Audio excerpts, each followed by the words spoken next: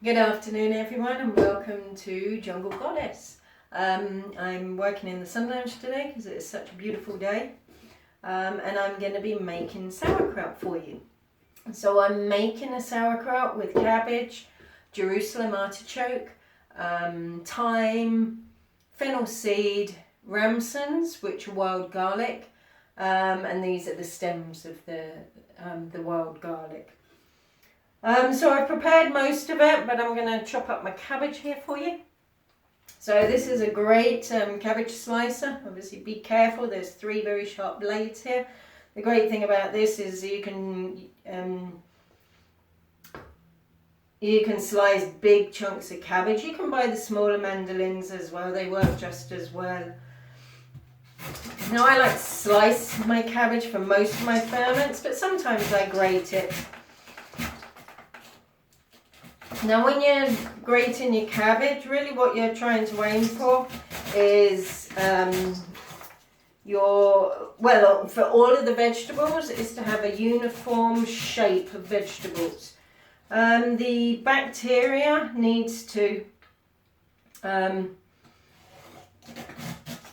able to penetrate the vegetables, so it's got a much better chance of penetrating the vegetables if all of the vegetables are of a similar shape or more thickness. If you've got nicely finely sliced cabbage and then big chunks of carrot, then obviously that bacteria is going to penetrate the finely sliced cabbage a lot quicker than it's going to penetrate the chunks of carrot. So always try and have similar shape or thickness of all your vegetables in your sauerkraut. It works similarly for kimchi as well. Now a traditional sauerkraut is basically cabbage and salt, but it's really only limited by your imagination. Now I've never used artichokes before, so this is a new experience for me. So having just come back to the UK, I was somewhat of a forager in Costa Rica, but here obviously all of the plants are different, although a lot of them share the same medicinal properties. I mainly foraged for making medicine, so I'm having fun here learning all of the plants that I can use in the area. So we're in spring now, so everything's starting to come up, and this is the time of the year for wild garlic.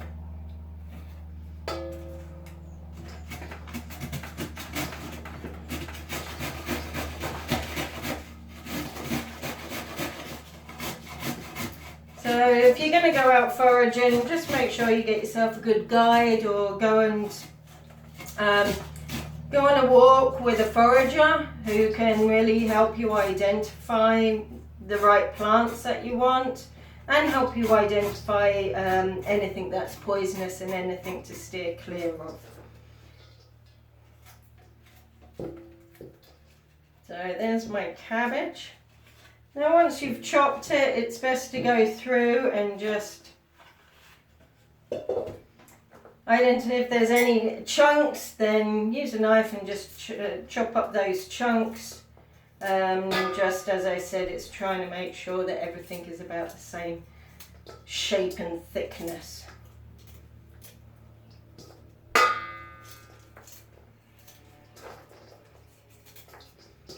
Now in total here I've got around 750 grams of vegetables, and the largest quantity is the cabbage.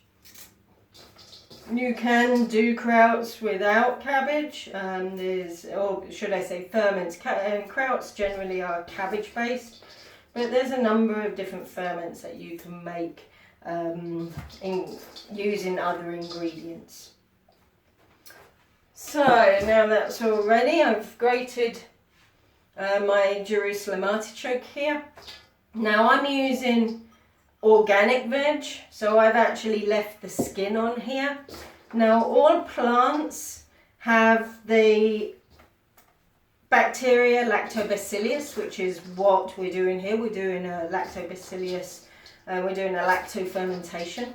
They all have lactobacillus in them, and the skins are a really rich source of those, that bacteria.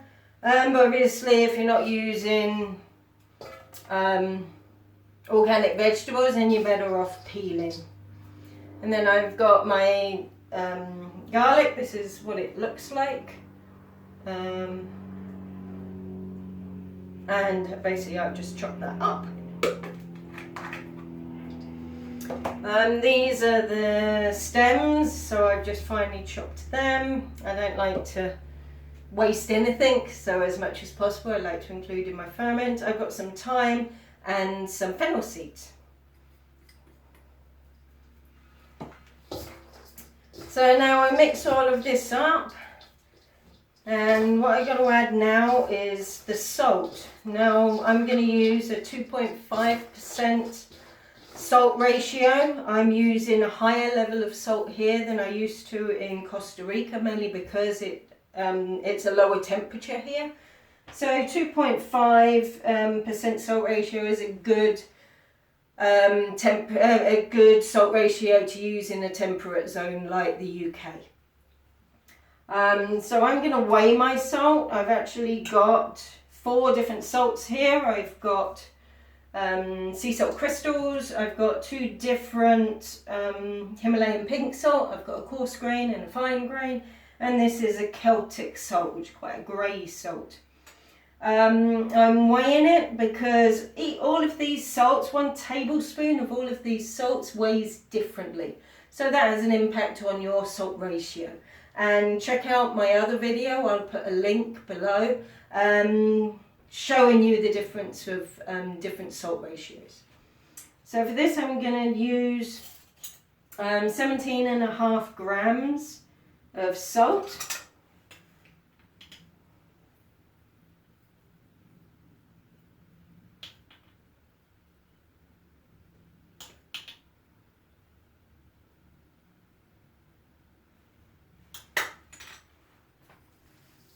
Now what the salt's going to do, it's going to encourage the vegetables to release their juices.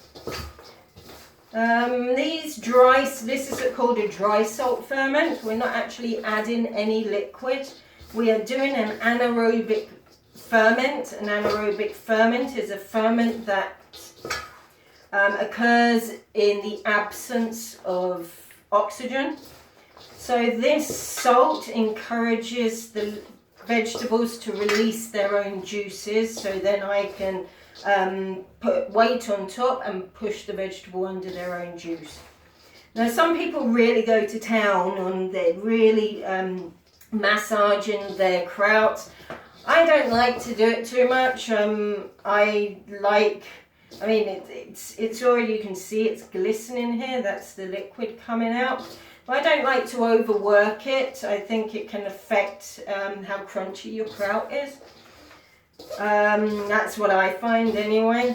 And really the salt has an action on this for 24 hours. So those juices are going to carry on releasing for the next 24 hours. So even if when I've packed this into my jar, the liquid may not cover the surface, but within 24 hours it will. If you find any larger chunks, just break them up. And you can see there, you can see the juices coming out. So now I'm going to pack this into my jar. This is a clip jar. These are really good jars to use, especially if you want to be able to make your ferment and then just kind of forget about it. They stop any oxygen from entering, and the rubber gasket seal on them allows any gas that's created in the ferment to escape. So it lets gas out, but it doesn't let air back in. The risk of air is air can contain pathogens, so it can contain mold spores, for example. And that can contaminate your ferment. Now the ideal way to use these jars is to have very, very little head space. That's very little space at the top, which means very little oxygen, which means very little risk of contaminating pathogens. Now for me, I will ferment in all sorts of different vessels. I'll ferment in open vessels, but then this is what I do. So, you know, this is my job. So I'm checking on my ferments 2, 3, 4 times a day.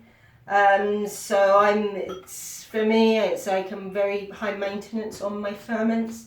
So I am acutely aware of any risk involved with them. But as I said, these are especially good for busy people or people who just want to be able to ferment and forget about it for a while. Now you want to pack all of the vegetables down into that jar. And the purpose of that is basically to eliminate any oxygen pockets. Now what's going to happen over the next number of weeks is there's 4 different stages of fermenting, then where different types of bacteria are going to come into this and do their job. Basically the salt is going to encourage a certain type of bacteria that will come in that eats oxygen. So any pockets that I haven't got to, it's going to eat the oxygen in those pockets and enable the brine to really fill out and submerge all of the plant material. Now, as you can see with this, with the ramsons, I've got them stuck all over my finger. These have a risk of floating, and any plant material on the surface of the liquid is at risk of contaminants. So one way that you can help prevent this is use some of the outer cabbage leaves to put on the top to help weigh down those floaters. And you're going to want to put a weight on, because as this ferment progresses, it's going to produce gas. Now if there's no weight, that gas is going to form in the ferment and it's going to push it up, exposing it to oxygen on the surface. Which is why we use a weight. I'm using a pickle weight here, it's a glass weight. But in Costa Rica I just used to use boiled river rocks, which works just as well. Just make sure that they're a non-porous rock. So as you can see, the liquid's coming up here. If there's a little too much headroom in this, a little too much oxygen in there for me to just leave this and not worry about it for a few weeks. If this was higher, then the action of the lid closing would push that weight down, and you may get overspill. Now that's nothing to worry about. Obviously just keep it clean on the outside to discourage any flies and stuff from coming around. But on this, I'll be keeping an eye on it, as I do with all my ferments, to make sure it's okay. So I mean, in mine, this is, as I said, it's cabbage, it's Jerusalem artichoke. Jerusalem artichoke is one of the richest sources of antioxidants.